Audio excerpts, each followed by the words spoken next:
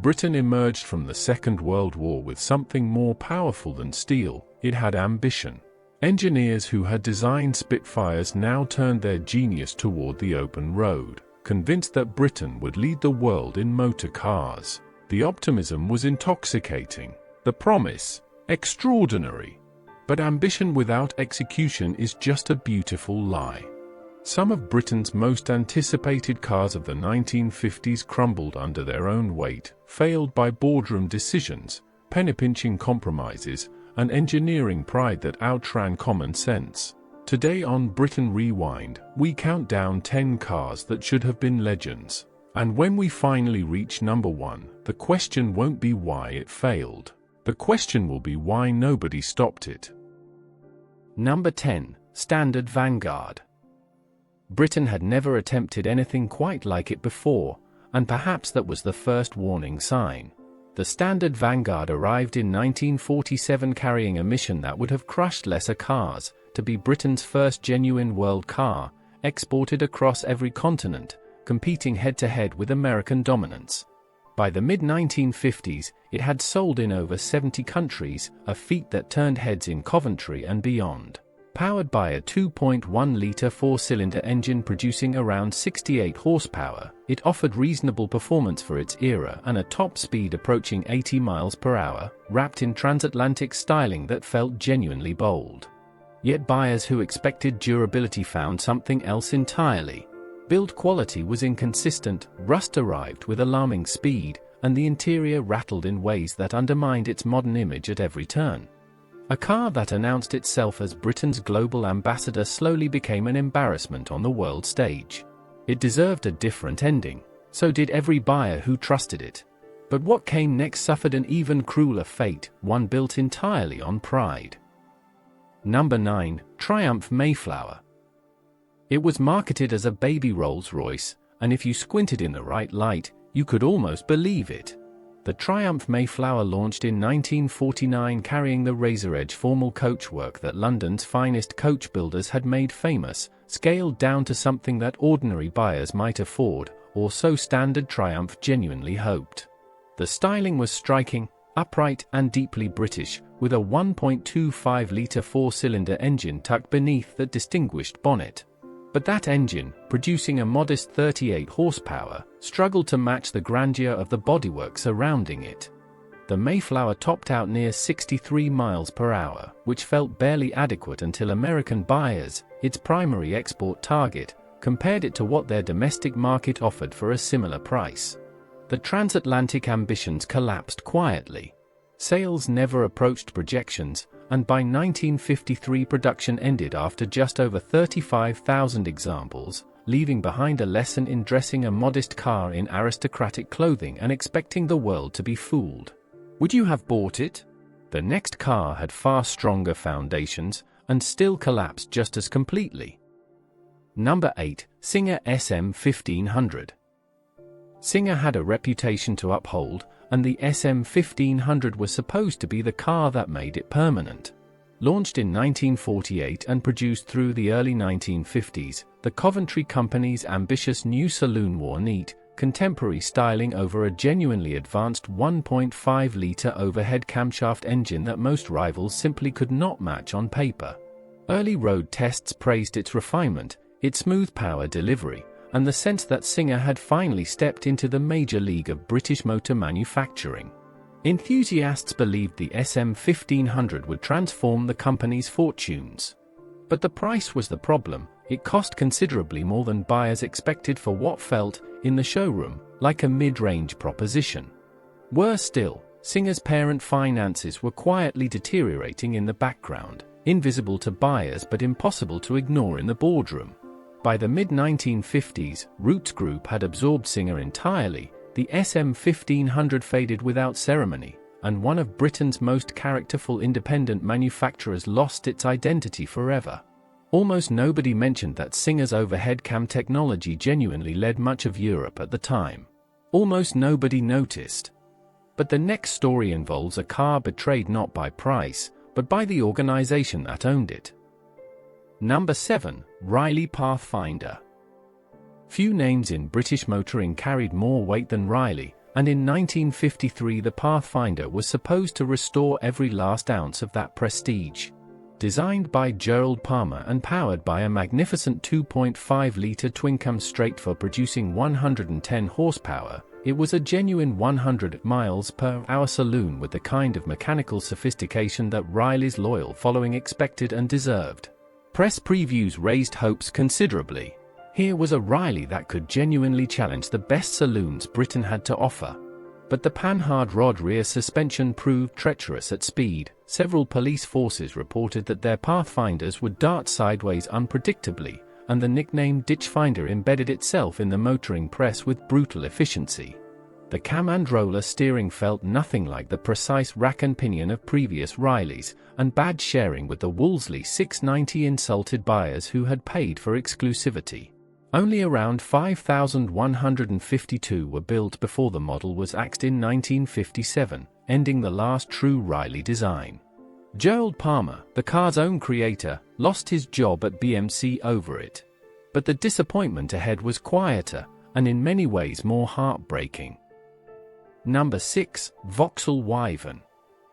Vauxhall's Wyvern presented a deeply uncomfortable contradiction. Here was a car wearing the sharp, modern Luton-designed bodywork introduced in 1948, all smooth curves and transatlantic confidence, yet beneath that contemporary skin sat a four-cylinder engine whose design philosophy traced back a decade before the body was conceived.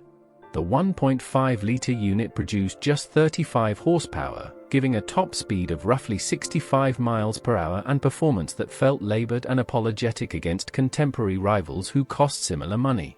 The contrast between modern appearance and outdated mechanicals created a frustration that spread efficiently through word of mouth. Experienced drivers noticed immediately, and the feeling of being sold something slightly dishonest lingered. Fuel consumption was higher than the modest power output suggested it should be, and overtaking required planning well in advance on any road with meaningful traffic. Vauxhall improved later variants considerably, but the damage to early buyers, people who had saved carefully for something genuinely new, was already permanent. Can you imagine spending your savings on that? The next failure cuts even deeper, because this one had almost everything right. Number 5. Daimler Conquest Roadster. Coventry expected the Conquest Roadster to announce Daimler's return to sporting relevance, and every visual detail suggested the company understood precisely what was required. Introduced in 1953, the Roadster wore genuinely beautiful coachwork and carried a 2.4-litre six-cylinder engine developing around 100 horsepower, enough for a legitimate 100 miles per hour capability that most British sports cars simply could not match at that moment in time. Press drives were rapturous. Road testers described handling that surprised them, braking that impressed them, and an overall quality of construction that reminded them why Daimler still commanded deep respect in Britain's upper market. And yet buyers never arrived in the anticipated numbers.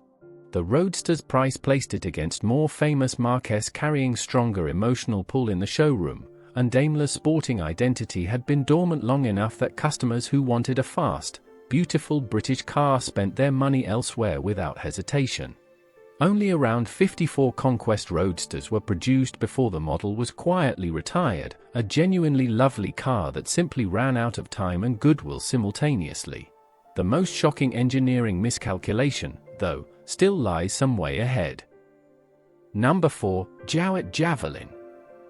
The Jowett Javelin was, by almost every technical measure, one of the most intelligently conceived British cars of its entire generation. Launched in 1947 and developed through the early 1950s, it featured a flat-4 1.5-litre overhead valve engine, torsion bar suspension all-round, a curved one-piece windscreen, the first on any British production saloon, an aerodynamic bodywork that reduced drag more efficiently than almost anything domestic rivals were producing. International rally results were genuinely impressive. But the engine harbored serious flaws that its creators could not fully solve in time. Crankshaft breakages became alarmingly common in early production, cylinder head gaskets failed repeatedly, and gearbox reliability deteriorated significantly once Jowett began manufacturing their own transmission rather than sourcing from Meadows. Each warranty repair eroded resources that a modest Bradford company simply could not absorb. By 1953, Jowett had ceased car production entirely, destroyed not by poor vision, but by the brutal gap between engineering ambition and financial endurance. A brilliant car that never got the chance to become the legend it deserved. And the pressure that broke the next car came from an entirely different direction. Number 3, Austin A90 Atlantic. When Austin launched the A90 Atlantic in 1948, its creators believed they were building Britain's answer to America, a car so perfectly calibrated to transatlantic tastes that it would generate the export revenue Britain's battered post-war economy desperately needed. The styling was unmistakably American-influenced, all sweeping curves and chrome, powered by a 2.6-litre four-cylinder engine producing 88 horsepower with performance credentials that genuinely impressed British road testers. Early publicity was audacious, and Atlantic set 63 stock car records at the Indianapolis Motor Speedway in 1949, averaging over 70 miles per hour continuously across 7 days and nearly 11,900 miles of running. America should have been captivated. Instead, it was almost completely unmoved. American buyers could walk into any dealership and purchase a domestic car with a larger V8 engine, superior refinement, and far lower price. By 1952, only 350 Atlantics had found American buyers from a total production run of 7,981, an almost incomprehensible shortfall against the ambitions of everyone involved. Britain's boldest export gamble had failed completely. But the next two entries show that failure was far from finished with Britain yet. Number 2, Austin-Healey 106. The original Austin-Healey 100 arrived with a clarity of sporting purpose that few British cars had ever matched: lightweight, powerful, visceral, and genuinely exciting in a way that made its intentions impossible to misread. When BMC replaced it with the 106 in 1956, enthusiasts expected evolution. What they received felt, in crucial ways, like the opposite. The new 2.6-litre six-cylinder engine initially produced just 102 horsepower, a figure that failed to represent the meaningful step forward that an additional 2 cylinders should logically have delivered. The car was heavier than its predecessor, handling had softened noticeably with the added mass, and the original's pure two-seater configuration was abandoned for a cramped occasional rear seat that satisfied nobody who sat in it and nobody who looked at it. Road testers who had championed the original 100 wrote their reviews with barely concealed disappointment. Donald Healey himself reportedly acknowledged that early 106 examples had fallen short of where they needed to be. A car carrying one of Britain's greatest sporting names, and making it feel heavy for the very first time. Number 1, Armstrong Siddeley Sapphire 234 and 236. And here we arrive at the one that still genuinely hurts. Armstrong Siddeley had spent decades building cars of real distinction, vehicles defined by engineering integrity and a quiet prestige that required no advertisement. The Sapphire 234 and 236, launched at the 1955 Earl's Court Motor Show, were supposed to represent the company's confident move into a more modern, sporting era. The 234 produced 120 horsepower from a four-cylinder 2.3-litre engine, offered a close-ratio gearbox that enthusiasts welcomed, and early reviews described a car with genuine character and real pace. But at that same motor show, Jaguar unveiled its compact new 2.4-litre saloon on a stand surrounded by crowds. The Armstrong Siddeley stand stood comparatively empty. Commercially, the damage was done before a single car was delivered. Just 803 examples of the 234 and 603 of the 236 were sold in total across 3 years, a catastrophe that contributed directly to Armstrong Siddeley ending car production in 1960. One of Britain's most distinguished automotive lineages closed not with a celebration, but a whisper. 10 cars. 10 moments where Britain's engineering ambition met reality and blinked first. Some failed because of money, some because of timing, and some because of decisions made in boardrooms by men who never once asked whether the market actually wanted what they were building. But perhaps the most painful truth is this: most of these cars were genuinely interesting. They deserved a different ending. The 1950s were a decade of extraordinary possibility for British motoring, and these vehicles represent the true cost of getting possibility wrong. Which of these disappointed you most, or perhaps surprised you most? Let us know in the comments below. The story of British motoring is never simple, and that is precisely why it still matters.